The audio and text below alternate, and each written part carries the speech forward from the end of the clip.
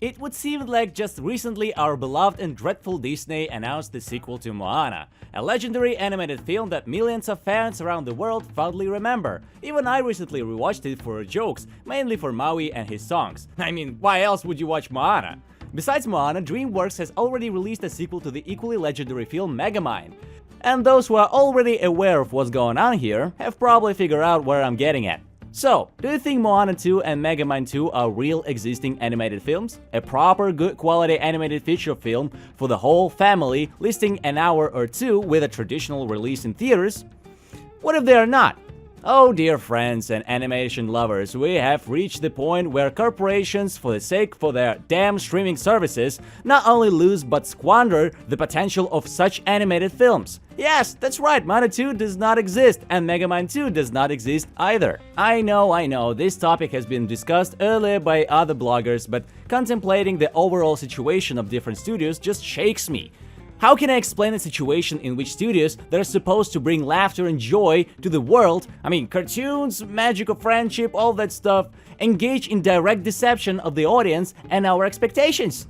Yeah, now we've come to the point where Disney lies to us for the sake of Disney+, which is already the most unprofitable thing they've done in their lives, and DreamWorks destroys Megamind 2 for their service Peacock. Oh my god, they couldn't even come up with a decent name. What the hell is Peacock? Peacock wonders why they choose such a name for the streaming service. Alright. I'm calm as ever. Although, following these traditions of weird feelings, DreamWorks should have named their streaming service Peacock Plus, just like Disney Plus, Paramount Plus, and others. Damn mathematicians. The point is, I'm extremely outraged by such attempts to trap us in the scam system. They make us subscribe to these streaming services even though these works could be interesting. Any idea always has and will have potential. Puss in Boots 2 from DreamWorks is proof of that. But it seems that such wonderful anomalies that we'll praise again and again don't happen often. And Disney continues to fall face down even considering its already shaky position that only Deadpool 3 can save. And even for that, they had to buy Fox in the 20th century.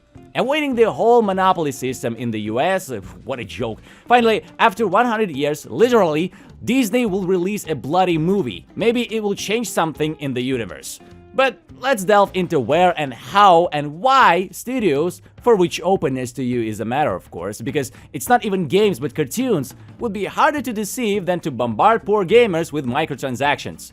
Oh, and by the way, don't forget to share this video, subscribe to my channel, and like! Yeah, today I'm greedy, so just like Disney towards you. Damn mouse.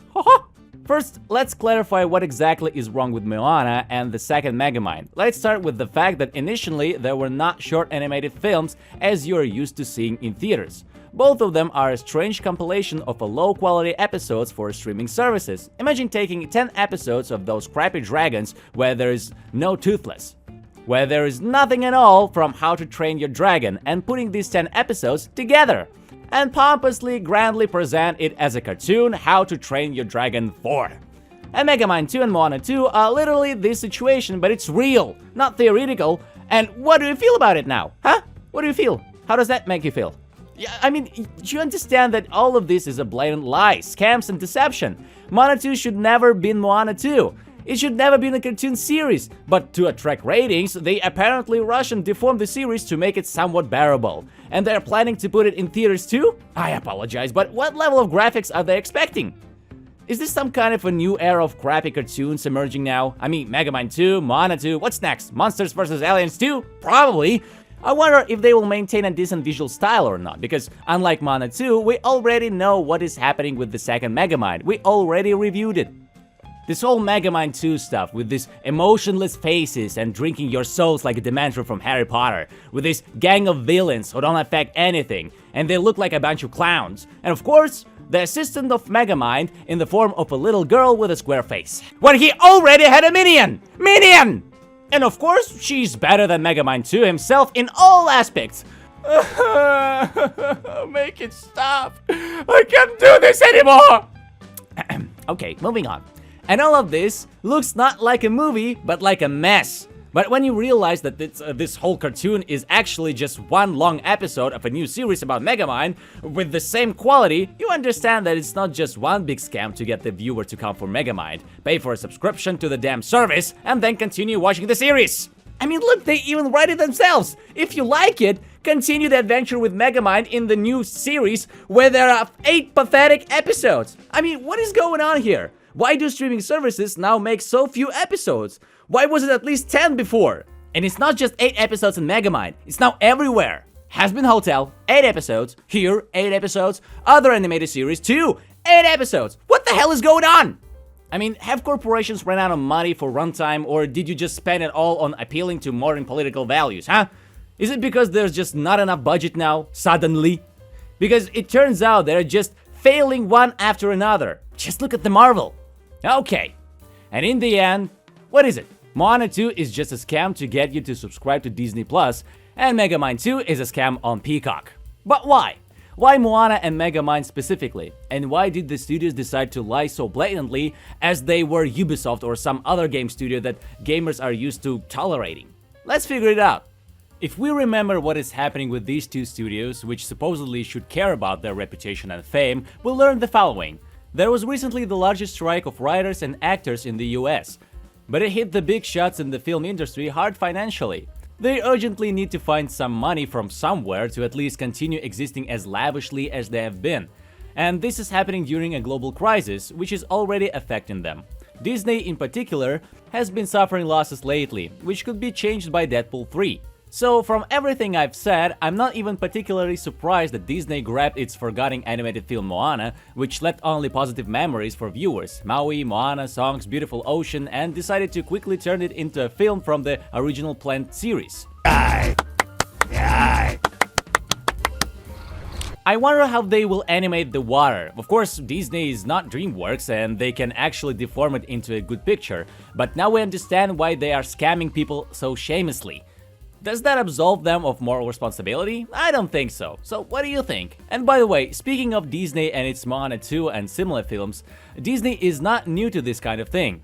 Once upon a time, they released Atlantis 2: Milo's Return. Yes, a long time ago, Disney had a film called Atlantis, a classic 2D animated film that I absolutely adore. Unfortunately, it didn't do well, so they quickly made a film out of this planned series and put it into DVD discs. So Disney has long known how to do this, and maybe because of this crisis, they are returning to the same strategy. And we will see many strange sequels, which I personally wouldn't want if they are done like Megamind 2, which was literally rock bottom in my opinion. And what about DreamWorks? They seem to be on top with this Puss in Boots 2 and much more, but the thing is, DreamWorks also has its flaws. One of their recent films, Teenage Kraken, was almost a complete failure, even though it came out right after Puss in Boots 2. Kung Fu Panda 4 was supposed to be a banger that would revive the franchise, but instead we see a lot of memes where people are disappointed with Kung Fu Panda and asking DreamWorks, "Who clouded my mind? Who promised me a masterpiece?" Overall, from what I understand, Kung Fu Panda 4 kind of broke even and maybe even turned out a profit, which leads us to rumors of Kung Fu Panda 4. There are also rumors about Shrek 5, which DreamWorks has been contemplating for some time, and I'm eagerly waiting for it. I love Shrek. Anyway, who am I kidding, my precious ones? You are also eagerly waiting for it, right? I know you are. And Megamind 2, as it turns out, another attempt to cheaply drive people to streaming services and keep them with such crappy little series that nobody needs. I can understand the logic of DreamWorks, I guess. As for their recent creation, Orient at the Dark, I surprisingly liked it. It's quite cute and sweet and small cartoon with interesting visuals, original, and the main characters are living manifestations of light and darkness. I love that kind of thing, but very rarely do people appreciate something new with love. I haven't seen anyone discussing the cartoon except for a few people, and you're still asking why they're desperately playing with this Megamind. Well, I guess they probably made this Megamind in a rush or panic, just like a YouTuber makes a new video in a rush and panic if the previous one didn't work out. For this point of view, I can possibly understand them. I don't know, maybe if you have TikTok, if you release one TikTok video and it doesn't work out, you panic and you make a new one. I don't know, I haven't used TikTok yet.